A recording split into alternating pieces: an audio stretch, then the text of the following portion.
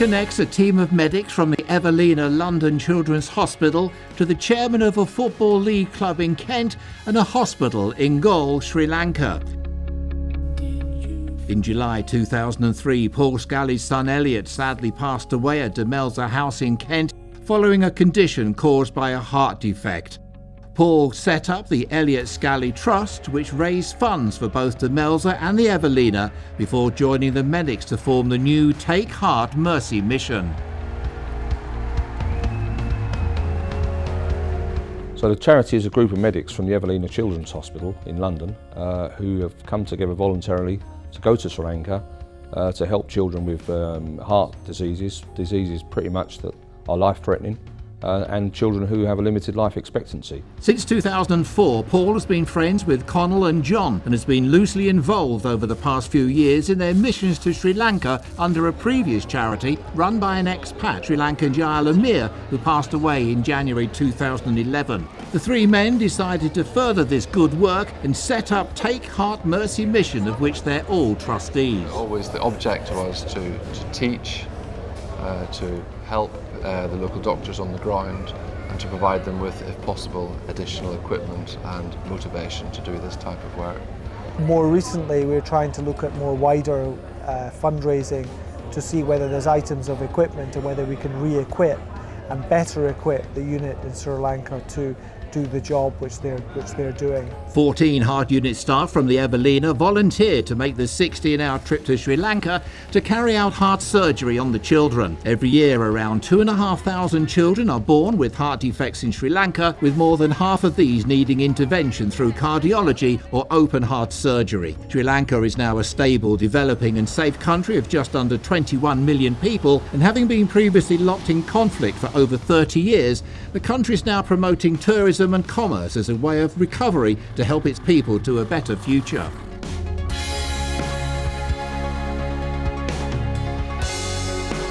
Word has spread that the Mercy Mission is visiting the Karapatia Hospital, and many families with sick children arrive hoping for surgery.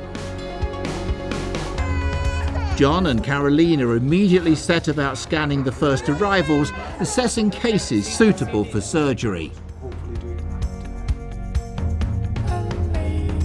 First child up for surgery is Minushi Dinadmi, aged 2 years, 11 months, weighing 8.1 kilos. She has a defect between the small and large chambers of the heart, which has stunted her growth and affected her breathing. She arrived at the hospital with mum Dinusha after a 5-hour bus ride. Dr. Marilyn McDougall is carrying out final tests before Minushi enters theatre. The surgery, if successful, would enable her to lead a normal, healthy life. Before we go into theatre, everyone has to wear scrubs, obviously for obvious reasons. The little baby we just saw now, she's going to have her anaesthetic. We're going to go in now and look at the new theatre. So our first baby today is a 2.5-year-old little girl. Dr. Chin, Chris, is anaesthetising Minushi at the moment. And Minushi has got a very severe form of congenital heart disease that's essentially called an atrioventricular septal defect. And in an atrioventricular septal defect, there are 3 components that I have to address to fully correct the heart condition. Every parent will appreciate the emotion and pressure on a family when surgery on their loved ones is necessary, let alone heart surgery on a child. But mum Dinusha knows the surgery is essential to give her daughter a chance of a normal, healthy life.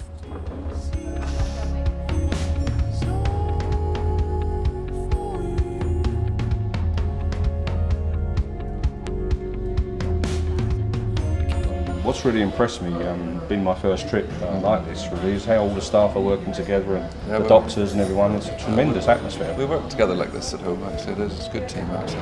Handpicked. I'm just really pleased to be here, actually, because it's been a 2-year layoff, as you know, from the last trip, and the technicalities of getting back here again have been difficult. So I think we're all very relieved to be back and working in Karapatia again. The team are operating in an old hospital, but with 3 new modular theatres donated in 2011 by the French government post-tsunami. Whilst the theatres are modern, there's only one working heart bypass machine, so only one theatre can be used at a time. It is one of Take Heart's goals to raise enough funding to fit out the remaining 2 theatres, thus allowing many more procedures to take place. Minouche's surgery takes about 3 hours. The team are keen to reverse the anaesthetic on her and wake her in theatre to encourage the heart to start functioning correctly before she leaves for the intensive care unit, where Mercy Mission staff will take control of her treatment.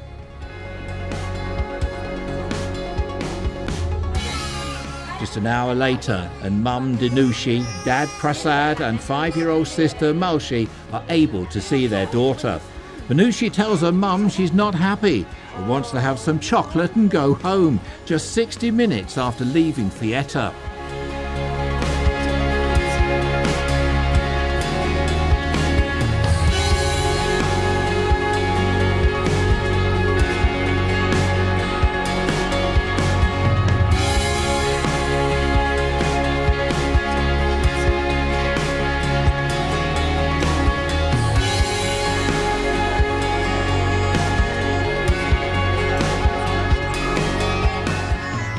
The intensive care unit staff make Minouche more comfortable and Connell continues with the next patient.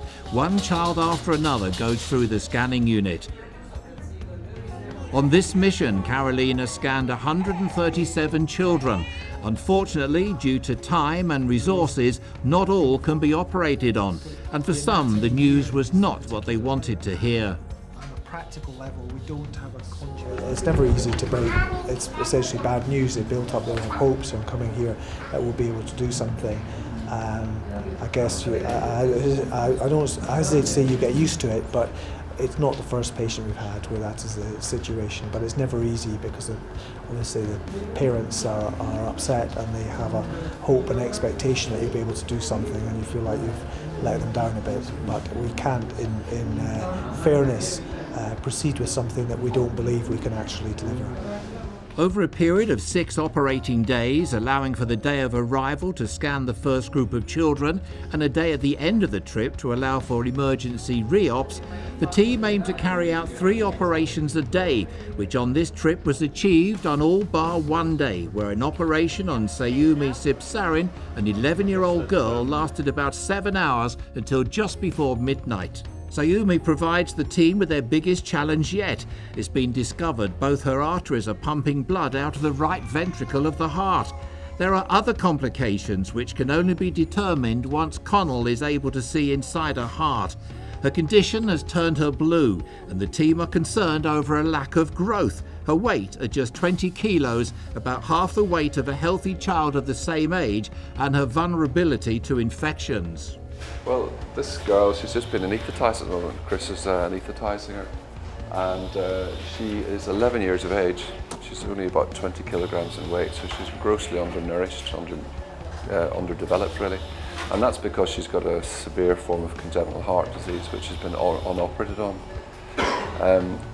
The heart disease that Sipsarin has is it's a severe form of congenital heart disease that we would see in the UK and operate on at a much earlier age. And clearly Sipsarin's had a fairly poor quality of life so far, in her 11 young years. Yeah. And if she doesn't have the surgery, that will continue, if not worsen. Oh, she'll die. She will die, yeah. So really, today is a big moment for her, because this could be the start of a fabulous life for her. Yeah, it's a make or break day for her. Because her oxygen levels are so low, Sayumi continues to develop brain abscesses.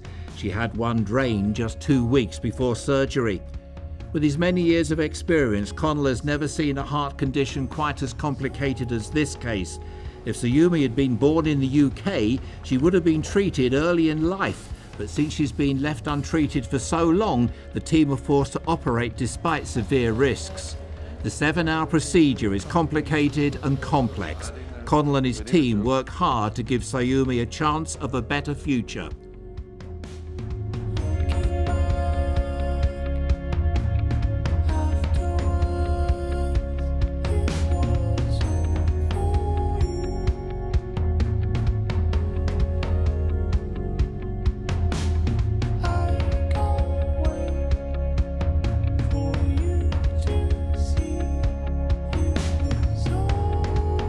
Sri Lanka, previously known as Ceylon and amongst other things famous for its tea plantations, elephants and beautiful coastline, was of course affected severely by the tsunami of Boxing Day 2004, which claimed the lives of over 40,000 people on this island and displaced a further 2.5 million.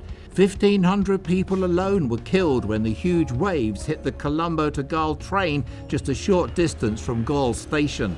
Sri Lankan people have shown great strength and resilience to overcome huge hardship in their lives, and today they are rebuilding and looking forward. Whilst the sadness, disappointment and despair of losing a child hits all the team hard, they know it's important to keep focused on the successes of these trips, the need to keep working hard to help other children survive, and there are many, many successes to speak of. The team continues to work tirelessly in 12-hour shifts to ensure as many children as possible get the chance of a better life to which they're surely entitled. 3 days after surgery, little Manushi and now a very happy mum leave intensive care for the general ward, where grandma and family greet her.